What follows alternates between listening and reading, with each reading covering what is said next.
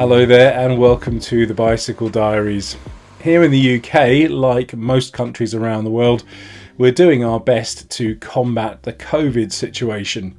And part of the government strategy here is to employ what they call the tier system.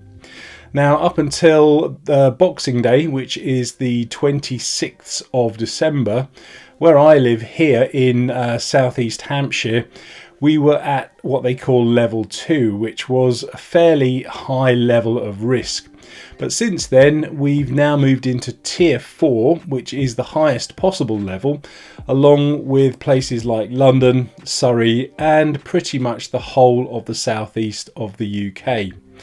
Now, in practical terms, what tier 4 means is that it's more or less a lockdown situation, and the government are advising us not to leave our homes unless it's absolutely necessary. So, for example, if you have to go and work, if you have to go and do some shopping for food or seek medical attention and things like that.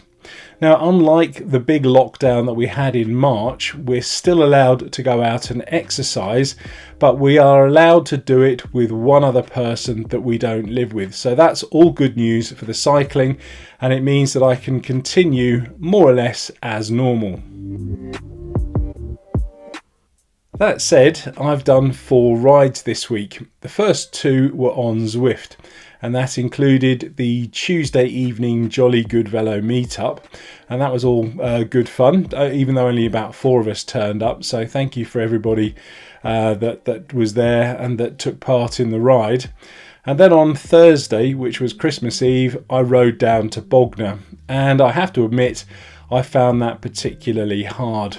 Normally that route is 70 kilometres, but I shortened it to 60, and I kind of misjudged the wind as well. So when I turned for home, I had a very cold and very strong headwind for about 30 kilometres, and a combination of that and perhaps not being quite as strong as I first thought I was meant that the ride was incredibly difficult, and the last 20 kilometres or so were absolute agony. In fact, I thought I'd bonked or something, it was so hard. Then on Sunday, I thought I would see if that Bognor ride was a one-off, so I went out and selected a fairly easy 50 kilometre ride, and I wanted to see if I could ride that and feel reasonably okay, and for the most part I did, but the last 10-15 kilometres was starting to get a bit hard. But if you want to see that in greater detail, I've made a separate ride vlog all about that, and I'll leave a link to that at the end of this vlog.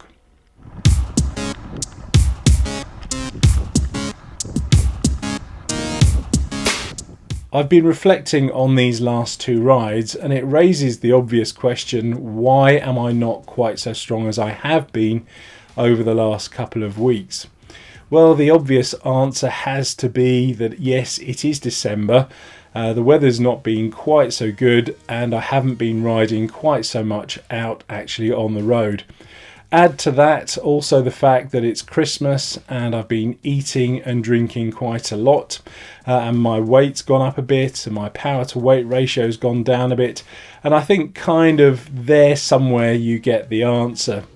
Now, my strategy from here on in is hopefully to be able to go out, and when I do ride on the road, they will be the longer rides to build up my endurance, and when I have to ride indoors on the turbo trainer, I'll reserve those to try and improve my power. So that means riding in my sweet spot, which for me is anything over about 214 watts.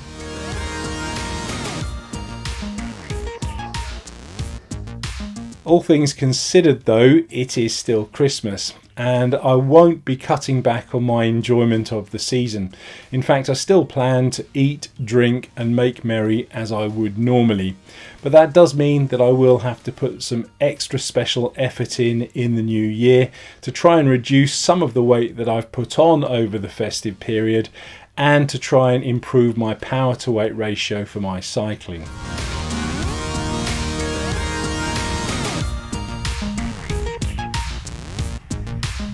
So between Zwift and the actual rides on the road, it's not been too bad this week. I've cycled 162 kilometres, I've got 7 hours of seat time, and I've climbed 1,105 metres. And that brings the year's total to 6,508 kilometres ridden. I've got 280 hours of seat time, and I've climbed 63,495 metres. And if we go over to Strava, we can see that on Monday my fitness score was 35, on Tuesday it was 35, on Thursday it went up to 37, and then on Sunday it was 38.